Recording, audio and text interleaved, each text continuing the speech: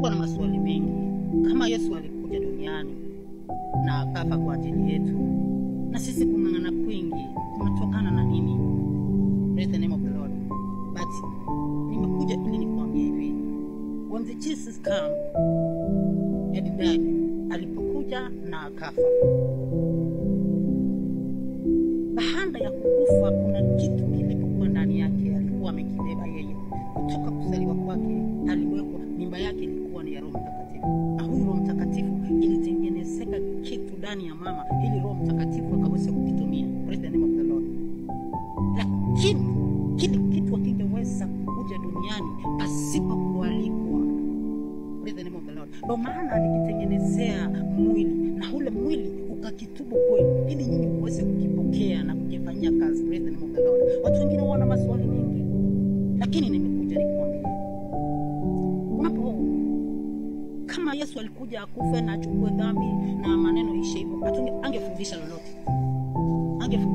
Angekuja na arudi vile alikuja. Praise the name of the Lord. Bali alifundisha kwanza, ndipo afe. Hata akifa Roho Mtakatifu abaki duniani, na atakapobaki katika dunia, atakayeweza kufanya vile alivyofundisha, huyo Roho atakuwa na nafasi ndani yake. Maana roho ama uhai wa mtu akifa urithi katika jamii yake. Praise the name of the Lord.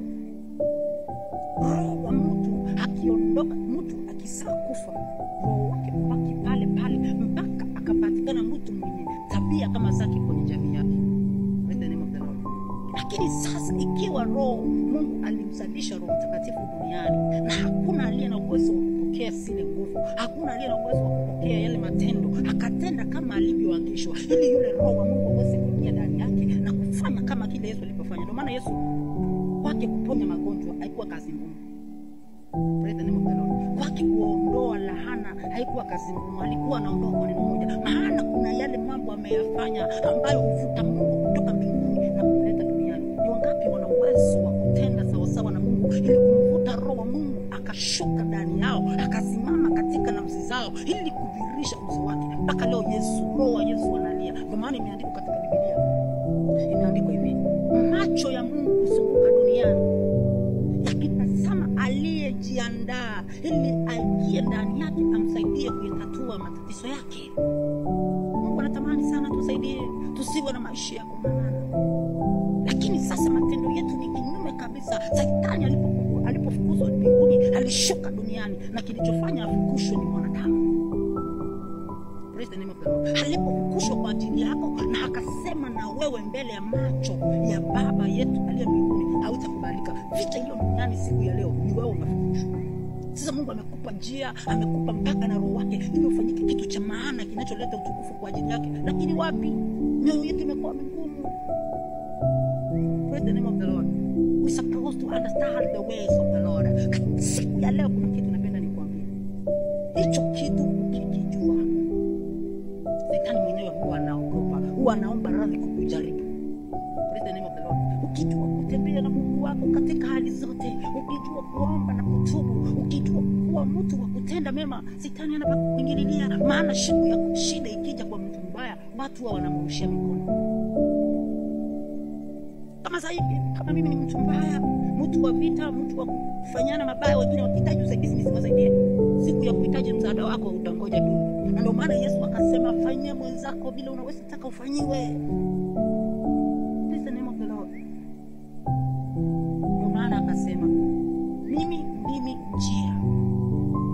Maana lazima ung'ang'ane uwe katika njia ya kwenda mbinguni. Mbinguni sio rahisi. Labda wengine wanasema, unaenda kwa barabara mkimba Yesu mtafika mbinguni. Wapi? Kuna instruction, kuna mambo ambayo lazima uyazingatie ndugu. Kuna mambo lazima uyazingatie dada.